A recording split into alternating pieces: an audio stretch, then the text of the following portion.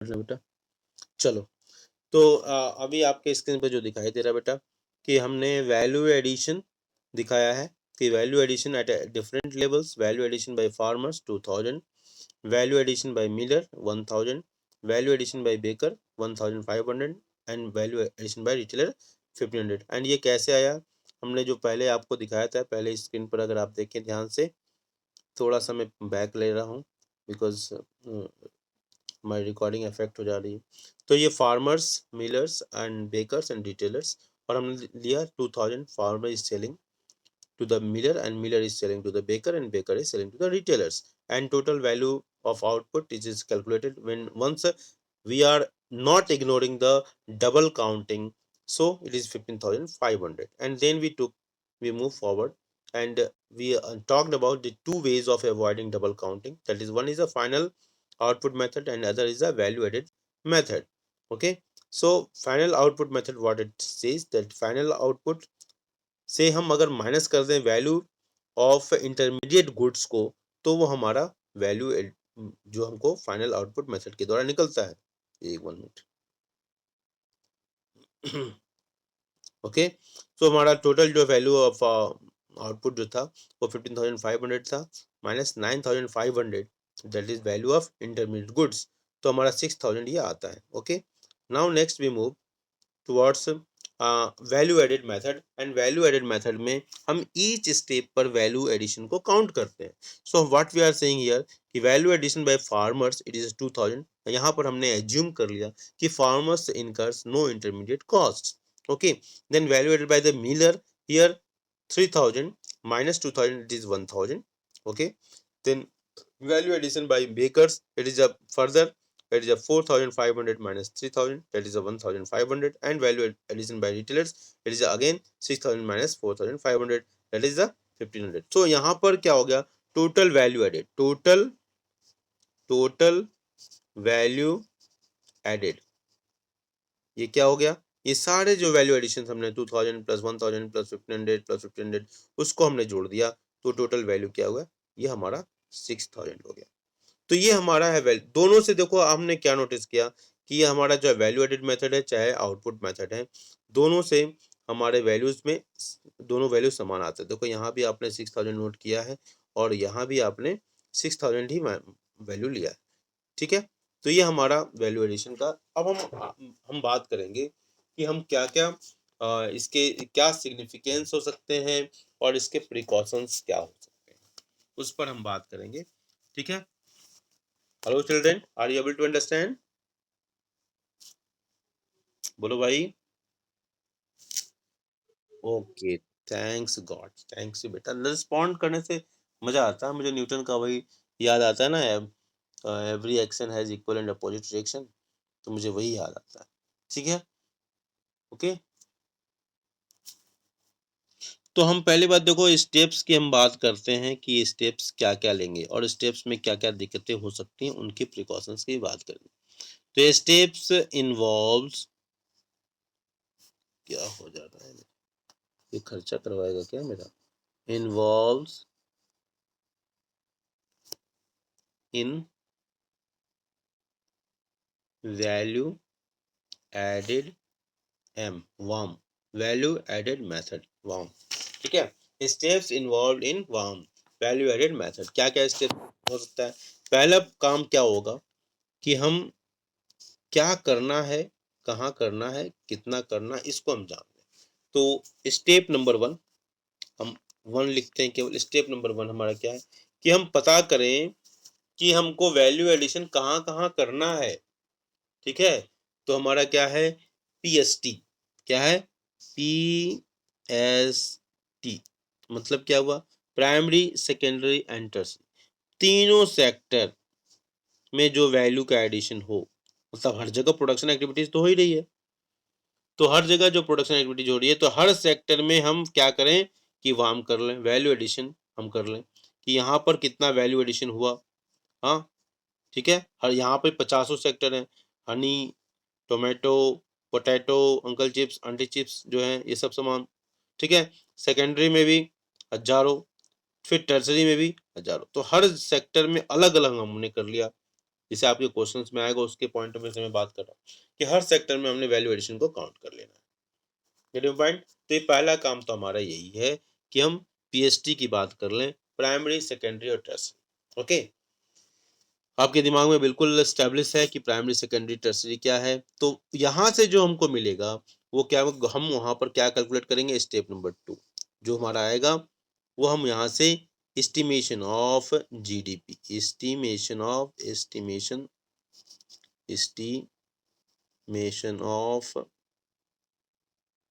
GDP, ठीक है, GDP market value, चीजों को हम मार्केट वैल्यू पर ही निकालते हैं यहाँ पर, ठीक है। और इसको जानने के लिए हमको जरूरी है कि हम GVAMP, gross value added at MP, gross value added in each sector PST, ठीक है, निकाल लें। ठीक है, हमको GDP MP निकालना है, क्योंकि देखो जैसे ही हम एग्रीगेट्स के टर्म्स में आते हैं तो आपको, आपके लिए बड़ा आसान हो जाता है। देखो आप कैसे, क्योंकि जैसे आपको मालूम है ना कि GDP से NDP जाना है तो हम कैसे जाएंगे, अरे भाई ये तो ये है, ये तो यहाँ भी है, ये तो यहाँ भी है, ये तो यहाँ भी है, डिफरेंसेस बस इसमें है। तो ग्रॉस में से डेप्रिसिएशन माइनस किया तो हमारा नेट आ गया। ठीक है, ये कॉन्सेप्ट आप तुरंत पकड़ लोगे आप। तो इसलिए हम इसको, पहली बात तो इसको मिटा देते हैं ना, ठीक है। तो हम यहाँ पर हम क्या करना है, एस्टिमेशन ऑफ GDP MP, और GDP MP जानने के लिए हम हर सेक्टर में gross value added at MP निकाल लें। Each sector, primary sector, secondary sector और टर्सरी सेक्टर में हम gross value added at MP निकाल लें। Is it clear dear friends? ठीक है, हर सेक्टर के हम क्या कर लें, gross value added at MP को निकाल लें। मेरी बात समझ में आ रही बेटा? ओके, जैसे हमने अभी पिछले अध्यायों में बात किया, पिछले टॉपिक्स में, पिछले स्लाइड्स में हमने बात किया कि हम कैसे निकालते हैं। हमने दोनों की बात कर दी कि फाइनल आउटपुट मेथड की बात की, वैल्यू एडेड मेथड की बात की, ठीक है। तो इन दो तरीकों से हम gross value added at MP निकाल लेंगे। ओके, तीनों सेक्टर्स का, प्राइमरी, सेकेंडरी और टर्सरी, तीनों सेक्टर्स के निकाल लेंगे। थर्ड स्टेप्स जो हमारा कहता है वो ये कहता है कि हम NDPFC, अब मान लो कि हम NDPFC, हम जब भी जब हमने चर्चा किया था आपसे कि हम एक्सपेंडिचर कॉस्ट की हम जब बात करते हैं तो वहां पर जो भी हमारा एक फॉर्मूला था ना, आपने ध्यान दिया होगा कि जिसमें हम फैक्टर कॉस्ट, फैक्टर पेमेंट्स की बात करते हैं, हम NIT की बात कर रहे थे। याद आ रहा है आपको? कल मैंने चर्चा किया था कि वैल्यू ऑफ आउटपुट, मैं यहाँ लिखता हूँ वैल्यू ऑफ आउटपुट, कल हमने इस पर बात किया था। Value of output is equal to, तो वैल्यू ऑफ आउटपुट के 2-3 फार्मूले की हमने कल चर्चा की थी। एक तो P/Q की बात किया था हमने, याद आ रहा है आपको? दूसरा, याद आ रहा है बेटा? Sales plus change in stock की बात किया था, याद आ रहा है कि नहीं आ रहा? और तीसरा हमने बात किया था, इसमें हमने यहाँ स्पेस नहीं है इसमें, फैक्टर पेमेंट्स। जिस फैक्टर पेमेंट क्या होता है, factors of production, land, labour, capital, entrepreneurship, ठीक है, land, labour, capital and entrepreneurship, ठीक है। तो ये फैक्टर पेमेंट्स। दूसरा क्या है हमारा, इंटरमीडिएट कंजम्पशन, जो भी हमारा खर्चा होता है बीच में, इसके प्लस प्लस डेप्रिसिएशन, ठीक है, याद आ रहा है? प्लस NIT, याद आ रहा है कि नहीं आ रहा है? हमने तीन, हाँ, 3 मेथड की हमने बात किया था, तो हम इसको फिर हम डिलीट कर दे रहे हैं, ठीक है। तो तीसरा हमारा जो मेथड है, हाँ, हमने 2 स्टेप्स की बात तो पहले कर ली।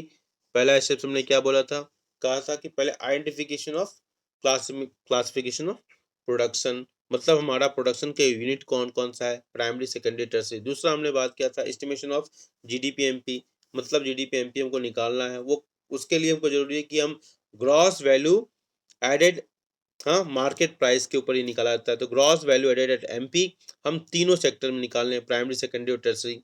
ये हमने बात किया। स्टेप नंबर 3 की हम बात कर रहे हैं, कैलकुलेशन ऑफ डोमेस्टिक इनकम। मतलब डोमेस्टिक इनकम किसको कहते हैं? एनडीपीएफसी आप जान चुके हैं। नेशनल इनकम किसको कहते हैं? एनएनपीएफसी। जब आपसे राष्ट्रीय आय पूछा जाएगा तो आपके दिमाग में क्या होना चाहिए? एनपीएफसी। लेकिन आपसे जब डोमेस्टिक इनकम पूछा जाएगा तो आप क्या बोलेंगे? एनडीपीएफसी। तो जैसे ही आपको ये निकलेगा, ये आप एनडीपीएफसी निकाल लेंगे। ठीक है, तीसरा हमारा स्टेप से। तो एनडीपीएफसी कैसे निकलेगा? तो जीडीपी एमपी आप निकाल चुके हैं, मेथड नंबर 2 में देखा है आपने, स्टेप 2 में। उसमें से अगर आप, मालूम है हमारे बच्चों को, डेप्रिसिएशन माइनस करेंगे तो जी से डी माइनस करोगे, ग्रॉस से डेप्रिसिएशन माइनस करोगे तो एन आ जाएगा, तो एनडीपी एमपी हो गया। और एमपी से एफसी आने के लिए हमको एनआईटी माइनस करना पड़ेगा। तो इस तरीके से हमारा क्या आ जाएगा? Domestic income. ये कैसे निकला? ये हमने देखो, पहले हमने निकाला जीडीपी एमपी निकाला। जीडीपी एमपी निकालने के लिए हमको हर सेक्टर के ग्रॉस वैल्यू एडिशन को निकालना पड़ेगा, प्राइमरी सेकेंडरी और टर्सरी के। और ये आएगा तो वो जीडीपी एमपी के बराबर होगा। जीडीपी एमपी में से हमको डिप्रेशन और एनआईटी को माइनस करेंगे तो एनडीपी एफसी आ जाएगा। मेरी बात समझ में आ रही है? ठीक है। स्टेप नंबर 4 जो क्वेश्चंस में होगा उसके अनुसार, स्टेप नंबर 4 हम, अगर हमको नेशनल इनकम निकालना है, क्या निकालना है? एनएनपीएफसी। अभी तक आप क्या निकाल चुके हो? एनडीपीएफसी निकाल चुके हो, देख लो, एनडीपीएफसी निकाल चुके हो। देखो, राष्ट्रीय आय को हमको निकालना है, ध्यान रखना, हमको क्या निकालना है? नेशनल इनकम निकालना है।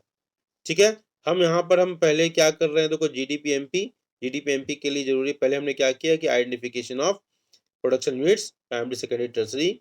फिर हम हर सेक्टर में हमको जीडीपी एमपी निकालना है, निकल गया। यहाँ पर कैसे निकलेगा? ग्रॉस वैल्यू एडेड, तीनों सेक्टर्स के हमने ग्रॉस वैल्यू एडिशन को काउंट कर लिया। ठीक है, उससे हमको जीडीपी एमपी से हमको डोमेस्टिक इनकम निकल गया, डी एनडीपीएफसी निकल गया। एनडीपीएफसी कैसे निकला? GDP MP minus depreciation minus NIT हो गया। इसके बाद हमारा स्टेप नंबर 4, हमको राष्ट्रीय आय निकालना है। क्या निकालना है? राष्ट्रीय आय। क्या निकालना है? राष्ट्रीय आय। ठीक है, राष्ट्रीय आय निकालना है। तो राष्ट्रीय आय निकालने के लिए, मतलब एनपीएफसी निकालने के लिए हमको क्या करना पड़ेगा? हमारे पास एनडीपीएफसी है ना, एनडीपीएफसी एनडीपीएफसी में अगर हम एनएफआईए, जो कि आप बहुत बार पढ़ चुके हो, क्वेश्चन भी किया है आपने, एनएफआईए को जोड़ दे तो हमारा क्या आ जाएगा? एन एनएनपीएफसी, मतलब राष्ट्रीय आ जाएगा। ठीक है, लेकिन ये याद रखना कि हमारा एनडीपीएफसी क्या होता है? वैल्यू ऑफ आउटपुट माइनस, ये भी ध्यान रखना, non factor payments. Non factor payments को क्या कहते हैं? Payments of intermediate goods. Non factor payments को क्या कहते हैं? Payment of intermediate goods. ठीक है, पेमेंट ऑफ, इसको याद रखना कि एनडीपीएफसी क्या है? Value of output minus non factor payment. Non factor payments को क्या कहते हैं? Payment of intermediate goods. मतलब फाइनली अगर हम कहें इसको, तो हम इसको इस तरीके से लिख सकते हैं, NDPFC is equal to rent, ये खर्चे हमारे, plus wage plus interest plus profit ये हमारा। ठीक है, डोमेस्टिक फैक्टर इनकम, देखो ये क्या है? फैक्टर इनकम डोमेस्टिक, तो rent, wages, interest, profit. Getting point? इतना समझ में आया? बोलो भाई, बोलो भाई, बोलिए, टेल मी, समझ में आ रहा है? बोलो। तो अगर हमको फाइनली अगर ये कहा जाए कि कैसे हम net value added at factor cost, NVA, net value added at factor cost, देखो आप पहले ग्रॉस वैल्यू एडेड एट निकाल लियो ना, ग्रॉस वैल्यू एडेड में से क्या माइनस करोगे तो नेट आ जाएगा, net value added at factor cost. आप सोचो क्या आएगा। बोलो बोलो भाई, नहीं दिमाग काम। चलो मैं पूरा स्टेप्स लिखता हूँ इसको, ओके। आपको वहीं पर आपको नोट भी कर लेना, टाइम भी हो रहा है ना। टाइम कितना बचा है टाइम बेटा? कॉमर्स। अच्छा 1 मिनट बस, जल्दी से मैं एंड करूंगा। तो हमारा हम क्या कर रहे हैं, net value added factor cost, तो हम जल्दी से लिख देते हैं, ध्यान से देखना। GVO gross value of output, MP minus करूंगा इससे क्या, intermediate consumption, IC intermediate consumption. ये हमको क्या वैल्यू दे रहा है, GVAMP। ध्यान देना बेटा, इसमें से हम माइनस कर रहे हैं, क्या माइनस कर रहे हैं, माइनस कर दिया हमने, ठीक है। कंजम्पशन ऑफ फिक्स्ड कैपिटल मतलब डेप्रिसिएशन हो गया, अलग अलग लिखना चाहिए, consumption of fixed capital depreciation CFC। वो हमको क्या देगा, वो हमको क्या देगा बताओ, बोलो भाई। GVA में से ये जाएगा क्या होगा, डेप्रिसिएशन माइनस होगा, क्या होगा, NVAMP होगा ना। उसमें से हम माइनस कर देते हैं क्या, माइनस, ठीक है, माइनस कर दिया।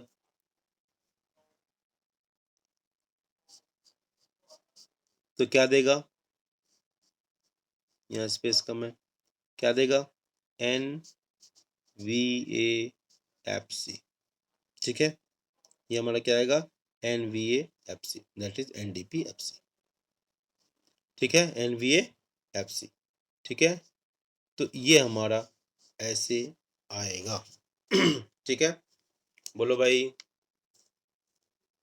बोलिए, बोलो भाई जी।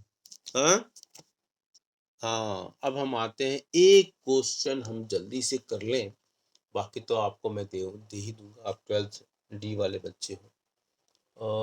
आपके स्क्रीन पर ये क्वेश्चन दिखाई दे रहा होगा शायद, इंटायर स्क्रीन शेयर नाउ, और ये आ गया, शेयर कर दिया मैंने, ये आ गया आपका क्वेश्चन, नहीं क्लास है ये।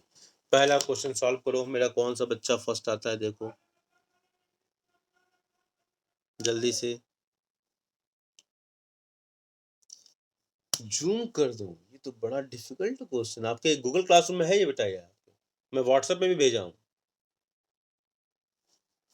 देख तो, व्हाट्सएप में है, just check it, I think it is in WhatsApp also. हमसे जूम करवाओगे तो गड़बड़ हो जाएगा, डोंट आस्क फॉर जूम। जल्दी से देखो बेटा, जल्दी सॉल्व करो, कौन मेरा बेटा फर्स्ट करता है। हाँ, गूगल क्लासरूम में भी है, अपने उसमें भी है बेटा, व्हाट्सएप में भी है, इसको कीजिए आप, मैं इसको हटा ही दूंगा, ताकि मैं इसको सोल्यूशन करूंगा ना मैं, तो मैं इसको प्रेजेंटेशन हटा रहा हूँ, you can see in the WhatsApp, क्योंकि मुझे अपना मोबाइल प्रेजेंट करना होगा सोल्यूशन के लिए, ओके। देखो गूगल क्लासरूम में,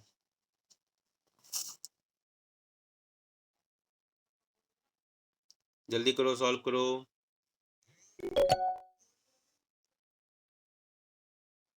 देखो मैं दिखा रहा हूँ, गूगल क्लासरूम में भी है, देख लो, दिखाई दे रहा है ये,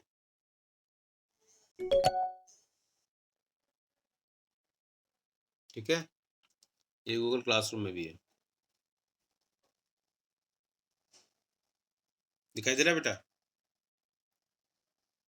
अरे इस गूगल क्लासरूम में, व्हाट्सएप में भी है, सॉरी, व्हाट्सएप में भी आपके देख लीजिए। तो आपको यही क्वेश्चन सॉल्व करना है, जल्दी से कीजिए,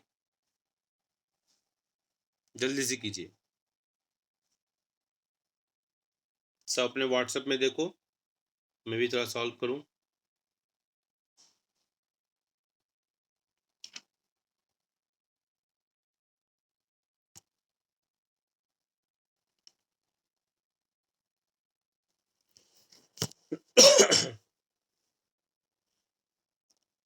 calculate value added by firm X from the following, मतलब कितना वैल्यू का एडिशन हुआ।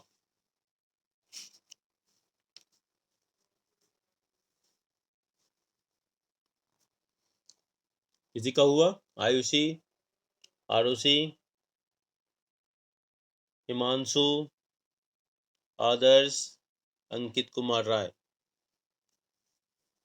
चलो लेट हो रहा है ना, मैं जल्दी से करता हूँ। वैल्यू ऑफ, क्योंकि आपका टाइम हो गया है इसलिए मैं आपको ज़्यादा टाइम नहीं दूंगा। वैल्यू ऑफ आउटपुट देखना, मैच करते जाना। अगर आपका ऐसा हो रहा, सेल्स प्लस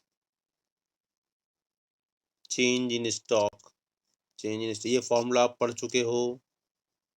ओके, ये क्या हुआ? 600 प्लस आपका 40 minus closing stock minus opening stock is equal to 630 lakh. इसका एक्सप्लेनेशन मैं अभी बाद में करूंगा जल्दी से, ठीक है। तो वैल्यू ऑफ आउटपुट इतना हुआ, ठीक है। ये ठीक है, देख लो भाई, एक बार फिर देख लो, जल्दी से देखो। ओके अंकित, कुछ लोगों का आ भी गया होगा, मैं जानता हूँ। जिस अब वैल्यू एडेड निकालना है हमको। Value added is equal to value of output, value of output, ठीक है, minus intermediate consumption. Intermediate goods कर लो, इंटरमीडिएट कंजम्पशन कर लो, कंजम्पशन, ठीक है। तो वैल्यू ऑफ आउटपुट कितना है? 630 minus 200 is equal to 430 lakhs, crore में नहीं लिख रहा हूँ, ठीक है। हो गया? पहला वाला एक बार फिर देखो कि वैल्यू ऑफ आउटपुट फॉर्मूला क्या है? Sales plus change in stock, ठीक है। 600 plus 40 minus 10 is equal to 630। Value added, value of output minus intermediate consumption 630 minus 200। अब आपको दिमाग में क्या होगा कि देखो, ध्यान से देखना, इसका सोल्यूशन आपने नोट कर लिया? एक बार नोट कर लो जल्दी से, तब मैं इसका एक्सप्लेनेशन देता हूँ। पहले नोट कर लो आप।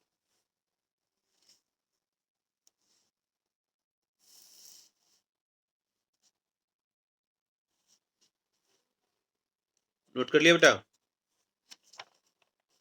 अंकित, तान्या, आयुषी, आरुषि, ठीक है, हाँ ठीक है। अब इसमें एक्सप्रेशन क्या होगा? देखो आपके क्वेश्चन में क्या होता है, सेल्स दिया हुआ है, परचेज ऑफ रॉ मटेरियल दिया हुआ है, इंपोर्ट ऑफ रॉ मटेरियल दिया हुआ है, परचेज ऑफ मशीन दिया हुआ, closing stock, opening stock. Closing stock opening stock से कोई कंफ्यूजन नहीं है। परचेज ऑफ मशीन है, इंपोर्ट ऑफ रॉ मटेरियल से, और परचेज ऑफ रॉ मटेरियल से। तो जो परचेज ऑफ रॉ मटेरियल से, it also include the import of raw materials. तो आप इसको ध्यान देंगे, आगे पॉइंट ठीक है। तो इसमें हम क्या लिख सकते हैं बेटा कि जो हमारा रॉ मटेरियल का जो परचेज है वो टोटल परचेज को बताता है। क्या बताता है? रॉ मटेरियल का जो परचेज है, रॉ मटेरियल का जो परचेज है वो it indicates the total purchase. अब इसमें टोटल परचेज में हमारा इंपोर्ट भी आ जाएगा ना बेटा।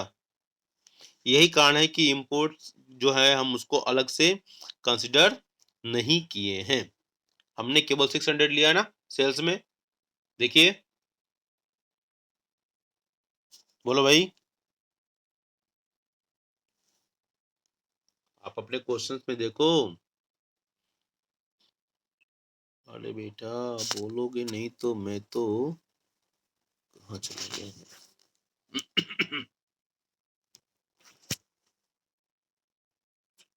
इसको कैसे दिखाऊं? एक मिनट रुक जाओ। अगर आप क्वेश्चंस देखो, हाँ ये ठीक है।